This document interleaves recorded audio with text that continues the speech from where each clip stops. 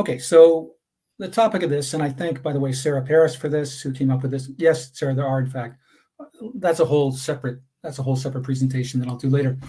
But you don't need to be an expert to tell the story. And the idea came about, again, not because of me, but because I tend to write on things like climate change and things where there are a lot of people who have expertise, and I'm not one of them. And so it can be intimidating. I think certainly it is for me at times, and I assume others feel the same way, that you're going out in public talking about something when you don't have the PhD, you don't have written a book about it. You didn't spend 20 years in school studying it, right? And you know, you're putting all that out in the open.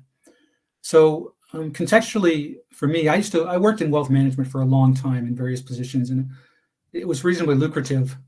And yeah, one day I just basically had a nervous breakdown, and I actually got let go, and it was pretty lucrative. But I worked in TV, the very, very lowest echelons of production TV, for several years, doing weird travel shows, and then got into some writing in that way. I learned that industry was easily as unethical as anything in the financial services industry, and I decided I'd become a freelance writer and producer, and that was just a terrible, terrible idea. But it was, you know, it was a learning experience, and continues to be that. So this is back in 2006, 2007, before technology had destroyed journalism altogether. And I wrote for the Toronto Star, the Globe. I did a lot of writing for CBC News Online, which had a pretty good audience.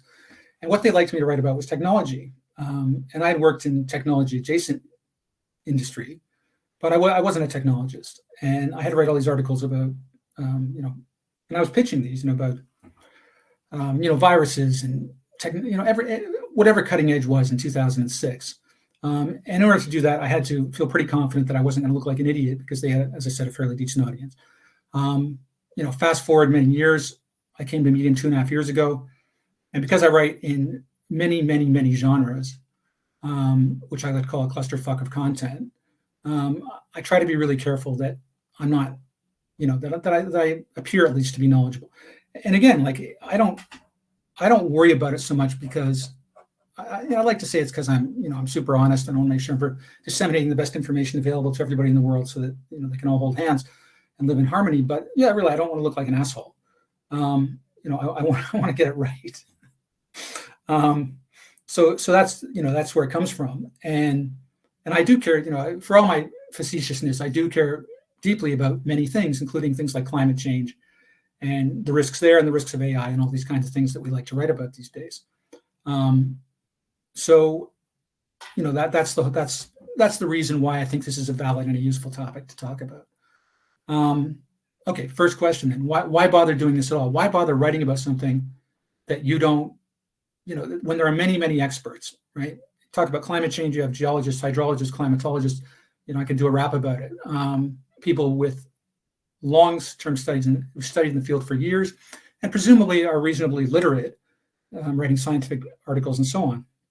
And that's great, because they should be writing those. The professionals, the experts, they should be putting those papers together. They should be writing. But while expertise is invaluable, writing is communication, right? As is all form of media, obviously. Taking what the experts say and turning it into something that people want to read and is easy to understand. And if you can take that complex topic, or even a simple topic, and make it better for whatever your audience is, then you're providing a real value. And of course, that's the basis of journalism. Journalism has become weird and corrupted over, the decades of internet, but, it still exists. In these days, any expert can take on ChatGPT News, but to write the story, in my experience, and probably yours, apart from its tendency to hallucinate, it's either unimaginative or it's imaginative in a very peculiar way that you read and go, why does this feel like it's written by a machine? So I don't think that solves the problem. I think you need human writers to take this data and turn it into something that people want to read. And my style is not for everyone. And I know that, because people turn up my comments and say, your style is not for me, only they don't say it like that. But my style is for some people. And if I can get that person to read something that they maybe wouldn't have read otherwise, maybe to care about something a little bit, especially if it's an issue that matters to me, then that makes me happy. I'm not thinking I'm changing the world. But if I can get something else out there, something quasi-new, then that makes me very happy. So that's all about research. I think I put in my little blurb, do your research with an exclamation point by it, which is not really the way I talk or even the way I think. So, and it's kind of condescending. So yeah, of course you have to do your research. You don't look like an asshole, you do your research. But it's really important because the internet is such a colossal collection of people who don't know what they're talking about. And the basis of a large part of internet writing and social media especially is that you be visibly ignorant. And the fact that, we've been doing this for a quarter of a century means that people are rightfully suspicious of anything they read. And they should be, they absolutely should be. So we have to be doubly careful if we're going to be taken seriously about a subject on which we're not an acknowledged expert, that we do that research. When you're writing about science, it's even that much harder, right? Because whether you're talking about how the temperature is going to be in 2100, or whether the AI is going to kill us or just take all our jobs, what the next strain of COVID is going to look like, there are differing opinions. There's different people who are experts saying different things. And for me, it's really tempting when I'm researching, especially if it's a story I care about, to use search terms and sources that fit whatever pre-existing message I'm already thinking about writing. It's really, really easy to do this. There's a story that contradicts me, but I'm not going to use that because this one's much better. And it seems to indicate that what I think is correct. So I'm just only going to use that story. And it's really tempting. And at times I've had to either change or abandon a story altogether because the best information I could find said that whatever I thought was happening is not, in fact, at all what was happening. And to give you an example, I wanted to write a story once about COVID and how well it was handled in Florida. Because, not to get political, but I'm going to get political, I'm not a big fan of Florida's governance, and I figured, they didn't observe many of the restrictions around the world. They probably had more deaths and more illness and all kinds of things that I could find and complain about. And in fact, that wasn't the case. In fact, when I looked at the numbers, apples to apples, we're very equivalent to Ontario, the province that I live in. So, you can still cherry pick stuff, right? I could have found something that made Ron DeSantis look like a tool, but it wouldn't have been true, right? So I just kind of ditched the whole thing, but I did feel sad about it. I felt like there was some validity there. I just wasn't finding it. So yeah, once you got the right info, once you've done your research, and I almost always use multiple sources for anything that matters at all, then it's communicating. And yeah, you guys are all writers, I suspect, I assume. And I'm not going to try to give a seminar on writing. I'm not qualified. I'm less qualified for that than I am for what I'm talking about in any of these stories. But the point is here that you take the stories, whether one or several, and turn them into something your audience, the audience you have or the audience that you want, wants to read, right? That's all it is. And the internet makes that very easy. You don't have to go to a library and look up books like you did when I was young. I'll tell you that story sometimes, kids. So that means using your own style, whatever your own style is. And yeah, if your style sucks and no one wants to read it, well, that's a separate problem from, communicating complex information or doing research. So once you're out there, once you've got it out there and you go, yeah, this is the best thing I ever wrote. It's the best thing anybody ever wrote. This is so cool. What if you're wrong? Like, what if you get it wrong? Because you can, and then how am I going to manage that? Right. And I give you examples because I like giving examples. And then I can say things like, can you see it? I'm sharing now. I wrote a story a while back. It's actually a short story. And I was so proud of the story, though. And the reason I'm using it is because it did require a lot of research. It took place at the end of the Second World War. And I looked up, I researched what units were fighting where they went through, where they might have ended up, where they would have been stationed, what kind of cigarettes they smoked, slang like butter bar for second lieutenant, things like that. I was super proud of that. I was super proud of the realism of this story, the effort I'd gone to. And then, of course, somebody calls me out, and he called me out on a couple of things and tried so hard to make me feel good. Like I didn't make a mistake. Like I spelled Hitler's name wrong, Adolf, the first name. And since it was the name written within the story, it was legitimately wrong. And so this guy, if you can see this, he's saying, why under some, which was Adolf, but why, maybe you intended them spelling. No, Andrew, I did not intend the spelling. I just didn't pay attention. But and this kind of dialogue I like, right? And again, this is just a one example, but the kind of dialogue where somebody's going to tell you something you didn't know before, yeah, absolutely, 100%, 100%. I like that, and I want I would prefer to be right, but I'd also prefer to get feedback when I'm not. Then there's some people who are, that's a good dialogue. And then there's circumstances where people are going to tell you you're wrong, because they want to engage you in a more, sorry about that, guys.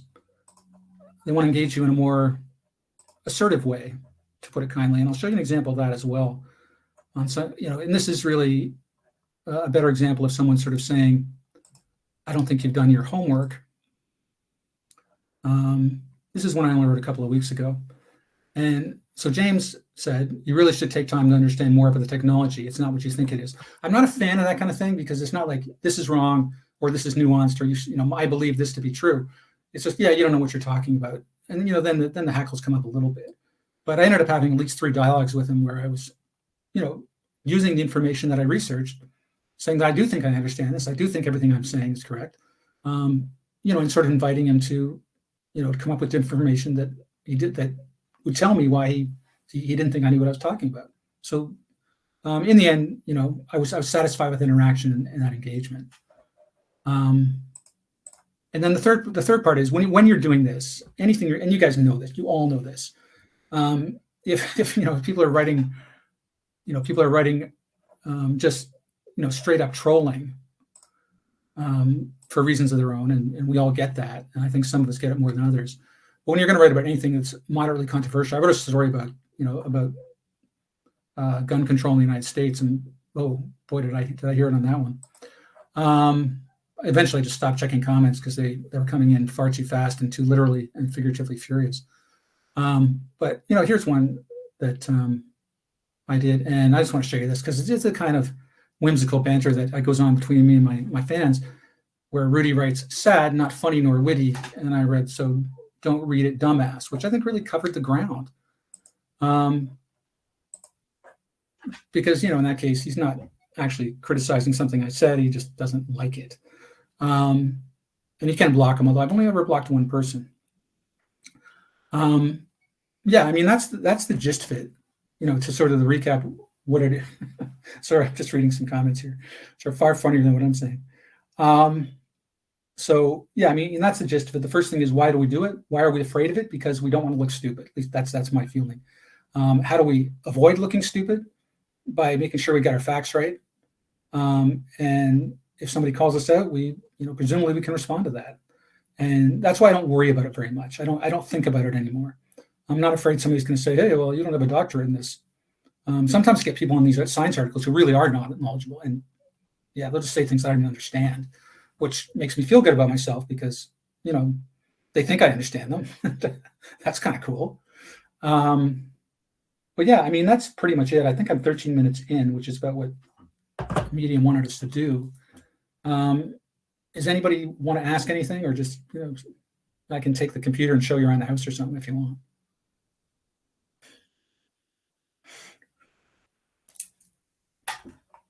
In the meantime, I'm just going to like some of your comments.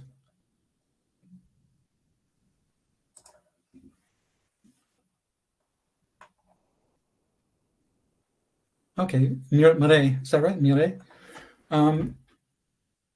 Well, I mean, I think that's what I'm.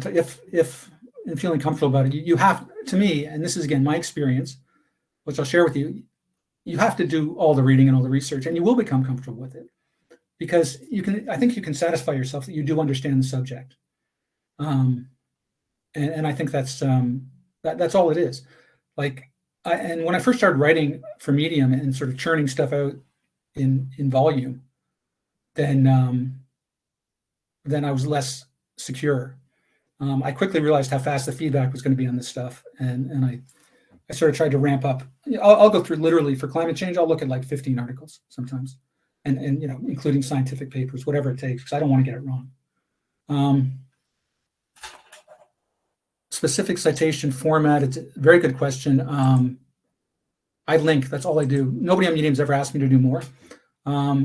So I link straight through to whatever it is. If I can't find it online, which is rare, then I have used citations to books before, and I don't recall what citation I actually used. I looked it up on Google and said, whatever it was. But that's a really good question. Hang on a sec here. I hope this is not useless. Is it good rule of thumb to mention not expert? Well, if you've read my stuff, you probably know. But my instinct, no, I don't think it's ever good to say something bad about yourself, to criticize yourself. They can find me on LinkedIn. They can find me on Twitter. They can see what I do, what I know, or what I don't know. But I don't need to call attention to it. So my response, I would never do that. And yeah, if you find lots of info, I think you can turn anything into an article. I mean, and I'm glad it makes somebody feel. Have I ever written a correction post? Excellent. That's a really good question. Have I ever written a correction post? If I make a mistake, I will do my best. In other words, I'm just trying to remember if this ever happened here. When I used to write for some stuff, some sites here in Toronto, I know I made mistakes once or twice, and we did it the formal way, which was an earlier version of this article said, and I guess I would do it the same way. Yeah, I wouldn't do a separate post, but I would correct it as an edit within the existing post, because that's what I've seen before, and that's what I've seen elsewhere. Oh, sorry, Sarah, I'm not using the Q&A because, well, we saw what happened in your thing.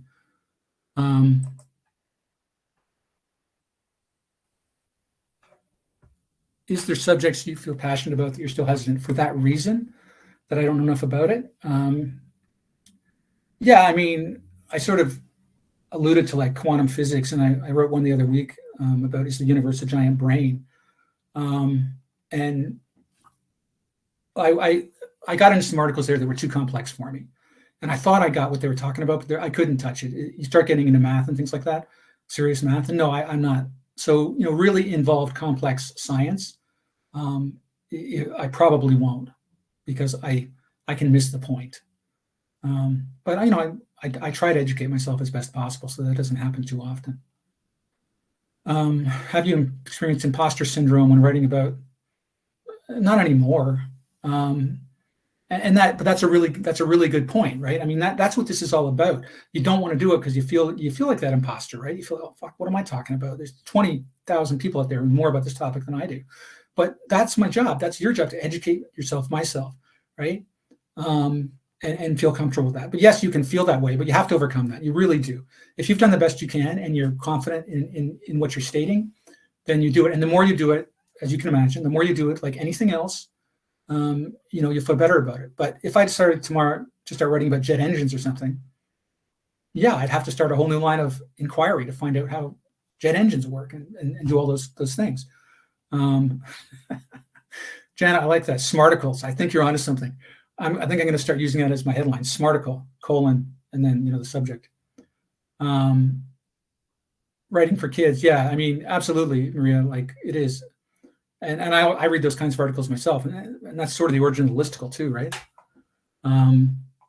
What's the biggest mistake writers make writing about science? Well, I think there's two mistakes that are most common. One of them is making it too complicated and assuming your audience knows everything that you do, and in which case you're probably just going to confuse a bunch of people.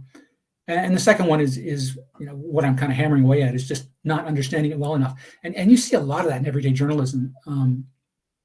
Yeah, I would agree. Exactly, I would agree with that. But in day-to-day journalism, I see stuff all the time that is wrong or is largely wrong because people don't do their homework.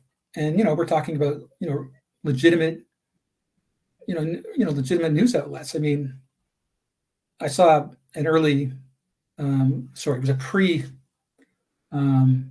obituary for Robbie Roberts in the New York Times where they didn't mention he's Canadian, talking about he did Americana music, greatest American band. He's Canadian. Come on, you guys. And we're sensitive about that kind of thing up here. But yeah, so I'd say either overcomplicating it or just getting something wrong, just communicating incorrectly.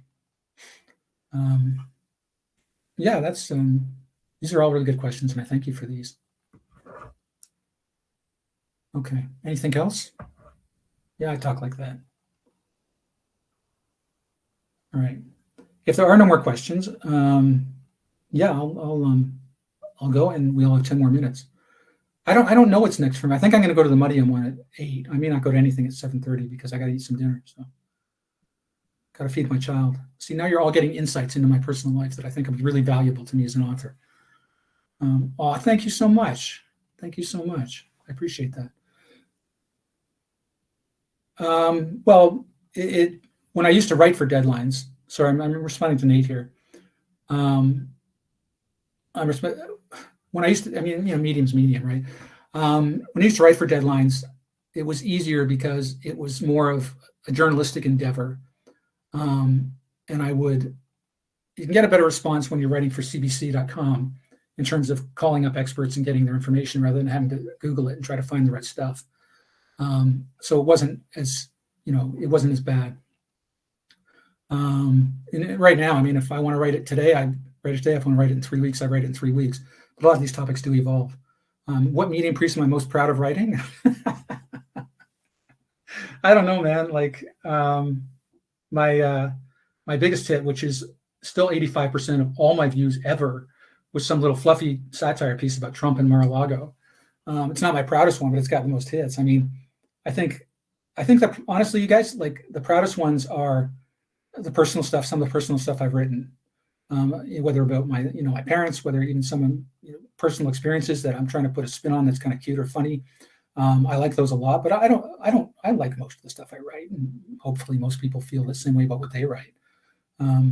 So yeah, let me come back to that one, Sarah. I've written like 300, so I don't know which one. What do I like about medium most? I don't know. What do you guys like? I like the flexibility. I like the community. I like the fact that you get great feedback from good writers, and I like that you can sort of tweak your style to see what floats and what doesn't. Although I just kind of write whatever I want anyway.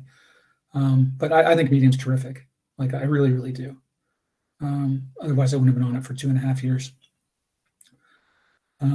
Yeah. All right. I'm running. I really like getting feedback directly, much better. But thanks so much, you guys, for showing up. I totally appreciate it. And yeah, maybe I'll see one of you at another session this evening. Okay. Thanks, folks. I'm gonna cut off now.